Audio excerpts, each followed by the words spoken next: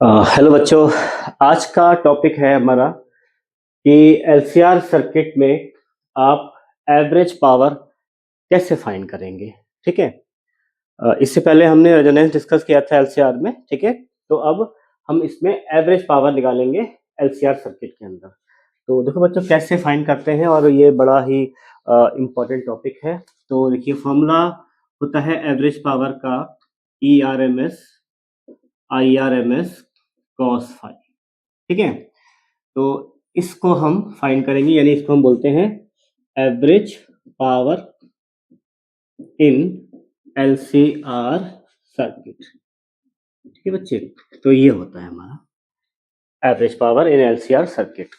तो अब देखिए एवरेज पावर हम वैसे तो निकालना चाहते हैं क्यों है, मेन बात ये भी है। देखिए पावर का जो फॉर्मूला हम क्लास 10 से पढ़ते हुए आ रहे हैं वो है power equal to V into I, voltage multiply by current. ठीक है। अब देखिए सर्किट अगर जिसमें खाली रेसिस्टर जुड़ा हुआ है वहां तो वोल्टेज और करंट दोनों एक ही फेज में होते हैं। जहां पे रेसिस्टर जुड़ा है वहां पर वोल्टेज और करंट कैसे होते हैं, एक ही फेज में होते हैं। क्योंकि फॉर्मूला देखिए देखिए रेसिस्टर में जो अगर आप ग्राफ पढ़े रेसिस्टर का तो उसमें फेजर डायग्राम में वी और आई एक साथ है, यानी उनमें कोई फेज एंगल है ही नहीं। ठीक है। अगर बात करें इंडक्टर की तो इंडक्टर के केस में बच्चे हो जाएगी गड़बड़, क्योंकि इंडक्टर का जो केस है उसमें देखिए इंडक्टर में गड़बड़ इसलिए हो जाएगी क्योंकि इंडक्टर में एक फेज एंगल है, और वो फेज एंगल है हमारा माइनस का पाई बाई टू, क्योंकि उसमें वोल्टेज और करंट के बीच में एक फेज है। ऐसे कैपेसिटर में भी फेज एंगल है। तो अगर फेज डिफरेंस है इंडक्टर में कैपेसिटर में करंट और वोल्टेज के बीच में, तो आप सीधा अगर मल्टीप्लाई करते हैं ए इंटू आई या वी इंटू आई करते हैं तो उसमें एंगल का कंसेप्ट तो कहीं आएगा ही नहीं। भाई वी इंटू आई में एंगल कहाँ से आया, एंगल तो कहीं है ही नहीं। जबकि एक्चुअल में इंडक्टर और कैपेसिटर के बीच में एंगल आता है वोल्टेज करंट के बीच में। तो हमारे पास जो पावर का फॉर्मूला है क्लास 10 वाला ए इंटू आई या वी इंटू आई वाला, उसमें कहीं एंगल नहीं है। तो इसका मतलब वो फॉर्मूला एलसीआर सर्किट में या एलसीआर में अलग अलग अगर आप देखते हैं तो उसमें ये फॉर्मूला वैलिड नहीं हो पाएगा। तो हमें इसका मतलब हमें यानी कि एक एवरेज पावर निकालनी पड़ेगी, क्योंकि तीनों एक साथ लगे हुए हैं सर्किट के अंदर। तो हमें एक एवरेज पावर यहाँ से निकालनी पड़ेगी। तो देखिए करना क्या है। बेसिक फॉर्मूला वैसे वही है जो हम जानते हैं कि भाई ए इंटू आई या वी इंटू आई होता है। तो शुरुआत तो हम वही से करेंगे और बाद में फिर इसको एवरेज में कन्वर्ट कर लेंगे। देखिए भाई अब ये मान लेते हैं कि भाई ई की वैल्यू है E naught sine omega t और आई की वैल्यू है I naught sine omega T minus five. ऐसे मैंने मान लिया कि ये वोल्टेज है और ये क्या है, ये करंट की इक्वेशन है। भाई देखिए वोल्टेज की इक्वेशन तो यही होती है हमारी, और करंट की इक्वेशन हमने ये मान ली। अब ये फाइव क्यों माना है हमने, भाई फाइव जो है वो फेज डिफरेंस है, क्योंकि फेज तो कुछ ना कुछ बनेगा ही इनके बीच में। अब फाइव की वैल्यू हमें नहीं पता कि भाई पाई बाई टू है या पाई फोर है या क्या है, हम नहीं जानते। हमने फाइव मान लिया, हमने वेरिएबल मान लिया। ठीक है। तो हम फाइव के टर्म में ही निकालेंगे आंसर। देखो यहाँ पे कितना आ रहा है, यहाँ पे फाइव आ रहा है। अगर यहाँ फाइव आ रहा है तो इसका मतलब फाइव की जो भी एक्चुअल वैल्यू होगी जब वहां लगाएंगे हम इस फॉर्मूले में तो हमें एग्जैक्ट एवरेज पावर मिल जाएगी। तो अभी यहाँ जनरलाइज फॉर्म में ही लेना पड़ेगा। ठीक है। प्लस फाइव भी ले सकते हैं, ऐसा कुछ नहीं है। ठीक है। वो तो फाइव की वैल्यू पर डिपेंड करता है। चलिए तो करते हैं इसको सॉल्व। तो P देखिए यहाँ से बच्चे हो जाएगा आपका ई नॉट आई नॉट, ये हो जाएगा sign omega T into sine omega T minus five. ठीक है। हम क्या करेंगे, हम इसमें टू से मल्टीप्लाई कर लेते हैं और टू से डिवाइड कर लेते हैं। तो अगर मैं टू से मल्टीप्लाई करूं तो कुछ ऐसा बन जाएगा ये मेरा स्टेप। ठीक है बच्चे। और टू से अगर मैं डिवाइड करूंगा भाई तो डिवाइड वाला टू मैं यहाँ लिख लेता हूँ। देखिए टू से मल्टीप्लाई टू से डिवाइड किया, आप कहोगे सर ऐसा क्यों करा भाई आपने, सर जरूरत क्या थी टू से मल्टीप्लाई करने की डिवाइड करने की। तो जरूरत बच्चों है, जरूरत है हमें, हमें फॉर्मूला बनाना है। ठीक है। तो अगर हमें फॉर्मूला बनाना है तो हमें यहाँ पे टू से इंटू कर लेंगे, तो क्योंकि हमारे पास एक two sine A sine B का फॉर्मूला होता है। ठीक है। तो जो हमारा फॉर्मूला होगा two sine A sine B का, उसको यहाँ लगा के इसको हम आगे फिर एक्सप्रेस कर लेंगे। ठीक है। तो देखिए मैं फॉर्मूला क्या है वो यहाँ लिख देता हूँ। तो फॉर्मूला चलो यही लिख देते हैं हम लोग। फॉर्मूला होता है 2 sine A sine B equal to cos A minus B minus cos A plus B. ये बच्चों 2 साइन ए साइन बी का फॉर्मूला है, इसे आप लर्न कर लेंगे। मैं यहाँ पे इसको जो है ऐसे क्लोज कर देता हूँ मैं इसमें, जिससे कि आपको याद रहे कि ये फॉर्मूला है, ये आइडेंटिटी है, जो भी कहना चाहते हैं आप इसको, ठीक है, इसको आप याद रखना, ठीक है। अब जरा इसको लगा देते हैं बच्चों, तो देखिए क्या आएगा, E naught I naught by two, ठीक है। अब ये चीज क्या बन गई, ये बन गई इस टाइप, ठीक है। इसे कर लेते हैं सॉल्व। तो क्या आएगा, कॉस ए माइनस बी, तो यहाँ तक तो सेम रहेगा ही रहेगा, इसको तो बदलना है हमें इस टाइप को। तो कॉस ए माइनस बी, तो ए क्या है भाई हमारे पास, ओमेगा टी, और बी कितना है, एंगल। अरे बच्चों ए और बी क्या है, एंगल तो है ये, तो यहाँ लगा देते हैं इसको। ए माइनस बी क्या है भाई, ओमेगा टी, और बी कितना है आपके पास, ये पूरा है, ओमेगा टी माइनस फाइव। अब जरा एक चीज में ध्यान देना पड़ेगा बच्चे यहाँ पे आपको, कि देखो यहाँ पे एक तो ब्रैकेट है a माइनस बी, और ये b ऑलरेडी नेगेटिव है, तो माइनस साइन, जब हम माइनस साइन यहाँ लगाएंगे तो अंदर का साइन क्या होगा हमारा, बदल जाएगा भाई। भाई देखो a माइनस बी है ना, a तो ये हो गया, और b कितना है, ओमेगा टी माइनस फाइव है, तो जब यहाँ माइनस लगा रहे तो अंदर का साइन बदल जाएंगे, तो ये ऐसे बन जाएगा, तो ये प्लस का हो जाएगा, ठीक है। ध्यान देना, लगाया यही है बेटा फॉर्मूला, ठीक है, लेकिन क्योंकि माइनस साइन इससे पहले आएगा, तो ब्रैकेट लगा हुआ तो अंदर का साइन क्या होंगे, बदल जाएंगे, तो ये बन जाएगा। अच्छा, फिर क्या आता है, माइनस का कॉस ए प्लस बी। अब ए कितना है भाई, देखिए ए ओमेगा टी है और बी कितना है, ओमेगा टी माइनस फाइव, ठीक है, ये लगा दिया हमने। अच्छा, और एक ब्रैकेट लगा दिए ताकि थोड़ा सा ये अलग दिखाई दे कि ये इसके साथ मल्टीप्लाई में है। जैसे बच्चों पी हो जाएगा आपका E naught I naught by two, और ये हो जाएगा कॉस, ये कट जाएगा, देखिए कितना, कॉस फाइव माइनस का कॉस टू ओमेगा टी, है ना, ऐड कर लेंगे इसको, टू ओमेगा टी माइनस का फाइव। ये बच्चों बन गया आपका पावर, पावर आ गई है। अब पावर तो आ गई भाई, पर अभी एवरेज पावर कहाँ आई है ना, तो हमें निकालनी है एवरेज पावर। तो एवरेज पावर के लिए अब हम आते हैं एवरेज पे, तो कैसे निकालते हैं एवरेज। अब देखो बच्चों, एक चीज आप याद कर लीजिए, जब भी कभी आप एवरेज निकालें तो ध्यान देना, किसी भी बच्चे फंक्शन का एवरेज निकालना हो, फिलहाल मैं बात कर रहा हूँ पावर की, तो इंटीग्रेशन होता है, ठीक है। यहाँ पे फंक्शन जो भी है टाइम के रिस्पेक्ट में, क्योंकि टाइम के साथ वेरी कर रहा है, ये दिख रहा है यहाँ पे आपको, ठीक है, और अपॉन इंटीग्रेशन, यहाँ नीचे फंक्शन नहीं आता है, ऊपर लिमिट आती है इंटीग्रेशन की। तो अभी ये टाइम का फंक्शन है, क्योंकि एक साइकिल की बात चल रही है, तो एक साइकिल के लिए मैं ऐसी लिमिट लगा देता हूँ 0 से t, ठीक है।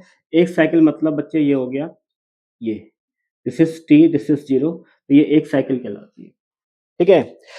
तो अगर कोई और भी फंक्शन होता, कुछ और भी होता, और उसका निकालना होता एवरेज, तो ऐसे निकालते हैं, इंटीग्रेशन फंक्शन, ठीक है, अपॉन नीचे फंक्शन नहीं है, केवल जिसके कर रहे हैं रिस्पेक्ट में केवल वो आएगा, और इसको सॉल्व करेंगे तो हमें एवरेज पावर मिलेगी।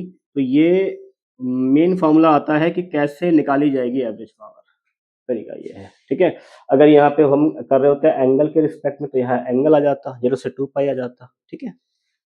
अच्छा, आते हैं यहाँ पे, लगाते हैं इसकी वैल्यू। तो देखिए बच्चे, अब देखो बच्चों, ये जो पावर है ये यही वाला फॉर्मूला है, देखिए इसी को लगाना है, यहाँ पे लगाना है उठा के हमें, ये पूरा फॉर्मूला यहाँ कॉपी करना है।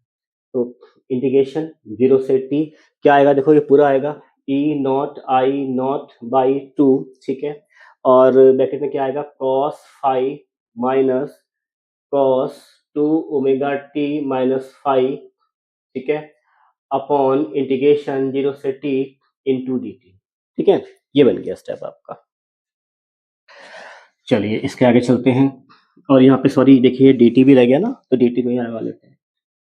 अच्छा, तो पी एवरेज यहाँ से बच्चे आपका आ जाएगा, जो कांस्टेंट उसे बाहर निकाल लीजिए, टाइम के रिस्पेक्ट में कर रहे हैं तो टाइम को छोड़ के बस बाकी सब क्या है, कांस्टेंट है, तो ये अपॉन में टू हमने ये बाहर कर लिया है। इसका देखिए कर सकते हैं इंटीग्रेशन, देखो बच्चों इसका इंटीग्रेशन टी होगा, और फिर लगाएंगे उस पर लिमिट।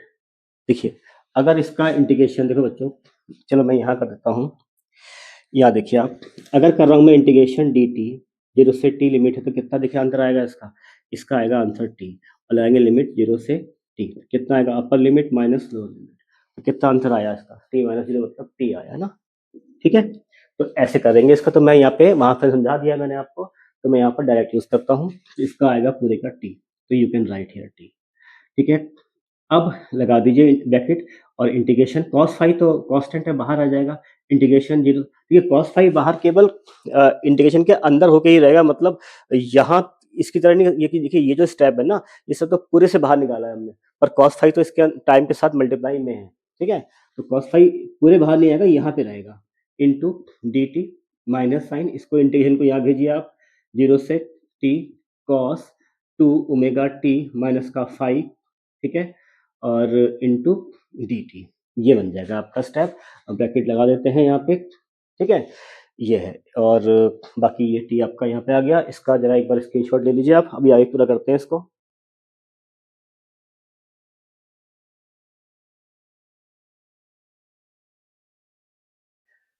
ठीक है, तो अब क्या करेंगे, अब हम यहाँ पे पी एवरेज इसका निकालते हैं। तो ये हो जाएगा E naught I naught upon two T.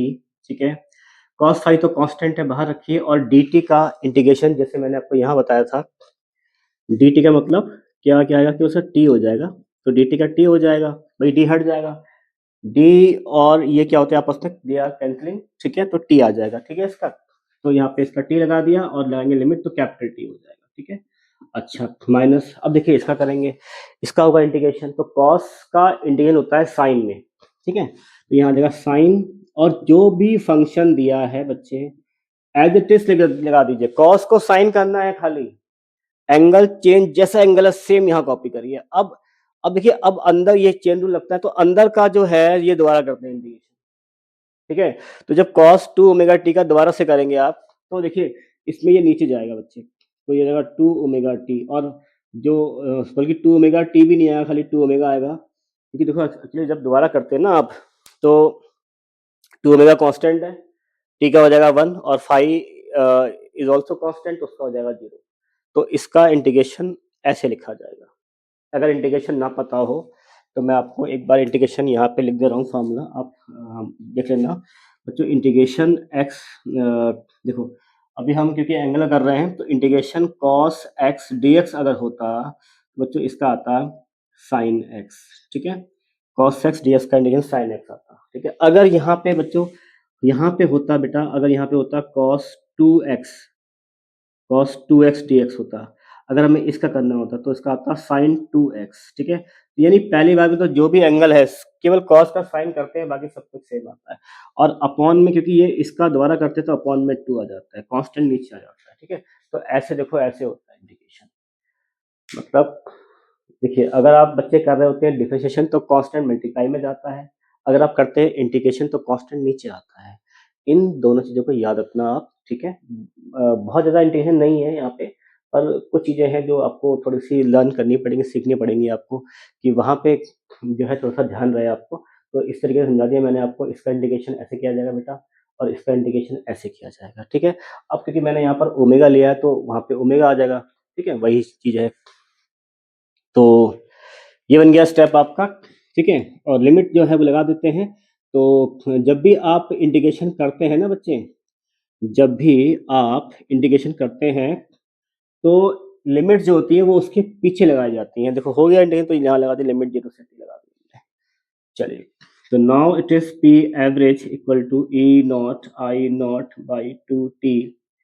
ठीक है, अच्छा, अब ये हो जाएगा टी कॉस फाइव, और इसका करेंगे हम सॉल्व।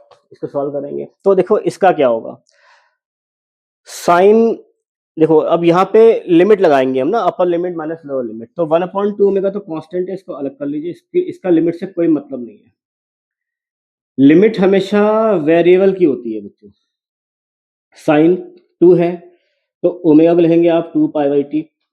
बेटा ओमेगा को तोड़ना है 2 पाई बाई टी में। ठीक है, फॉर्मूला होता है ओमेगा का, और स्मॉल टी पे लगाना है कैपिटल टी, तो you can write here capital T minus five. Five आपका ऐसे ही आ जाएगा। ठीक है, अच्छा, फिर लगाएंगे आप, फिर ये एंगल को बंद कर लेंगे आप इसको इस तरीके से, ये पूरा एंगल है माइनस, फिर लगाएंगे आप जीरो। तो देखो यहाँ पे यहाँ पे देखो बच्चों, upper limit minus lower limit, तो टाइम पे क्या आएगा, टाइम पे जीरो आएगा। जब टाइम पे लगाएंगे आप जीरो, तो ये पूरा स्टेप क्या हो जाएगा, ये जीरो हो जाएगा।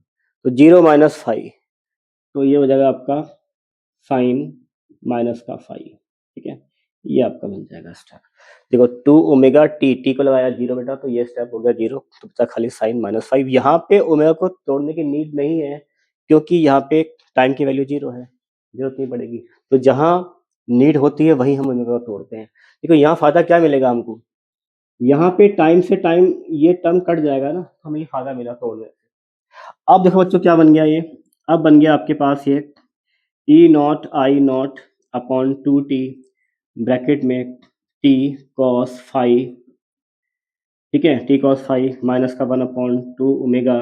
देखिए यहाँ पे क्या होगा, यहाँ देखा sine four pi minus five, sine four pi minus का फाइव, और माइनस का ये हो जाएगा साइन प्लस का फाइव। देखो साइन माइनस थीटा, देखो बेटा साइन जो माइनस थीटा होता है वो माइनस साइन थीटा हो जाता है। ठीक है, sine minus theta equal to minus sine theta, तो एक माइनस पहले से है तो प्लस का हो गया यहाँ पे। अब साइन 180, देखो ये है sign four pi minus five, तो जब भी कभी साइन में फोर पाई माइनस फाइव इस तरह का टर्म आता है, तो ये basically sine minus sine phi कहलाता है। तो यहाँ पे आप इसे लिख देंगे P average equal to E naught I naught upon two T, T cos five minus का वन अपॉन टू ओमेगा, और ये बन जाएगा आपका साइन माइनस का साइन फाइव प्लस का साइन फाइव। ठीक है, और देखो ये हो जाएंगे बच्चों आपस में आपके कैंसिल आउट, ये हो जाएगा जीरो स्टेप। ठीक है, तो अगर ये जीरो हो जाएगा स्टेप, तो अब मैं इसके आगे यहाँ पे इसको कर सकता हूँ। देखिए यहाँ पे ये बन जाएगा हमारा, इसको मैं इरेज कर देता हूँ।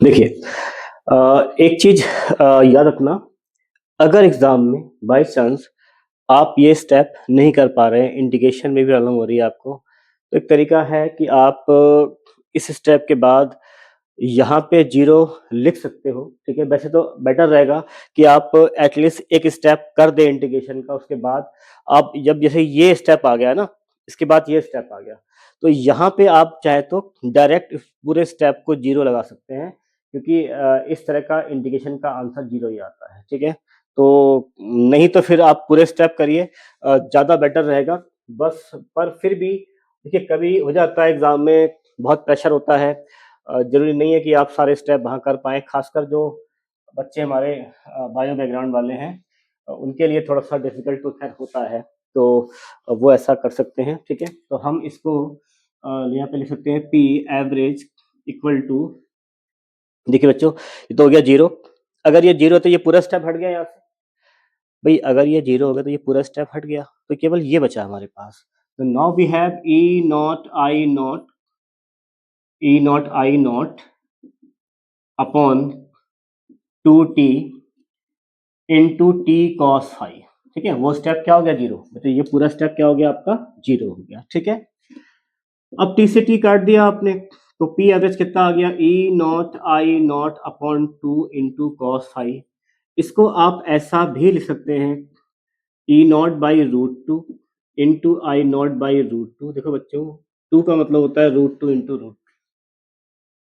ठीक है, क्योंकि रूट टू का स्क्वायर करेंगे तो टू ही आएगा। ये हो गया आपका कॉस फाइव, ये कहलाएगा आपका, ये कहलाएगा आपका ई आर एम एस, ये कहलाएगा आपका आई आर एम एस, और ये कहलाएगा आपका कॉस फाइव। ठीक है, ये हो गया आपका एवरेज पावर का फॉर्मूला। अब इसमें स्पेशल केस वही आते हैं कि if phi equal to zero degree. ठीक है, तो अगर अगर कोई फेज है ही नहीं, मान लीजिए वोल्टेज करंट के बीच में, ऐसा कहाँ होता है, ऐसा तो रेसिस्टर में होता है, तो ये कहलाएगा आपका purely resistive circuit, purely resistive circuit. और याद रखना इस बात को, अगर मैं बोलूँ कि प्योरली रेसिस्टिव सर्किट, इसका मतलब वो रेजोनेंस की कंडीशन भी है, क्योंकि ये रेजोनेंस में ही होता है ऐसा, तो रेजोनेंस में भी आप पहुंच सकते हैं यहाँ डायरेक्ट।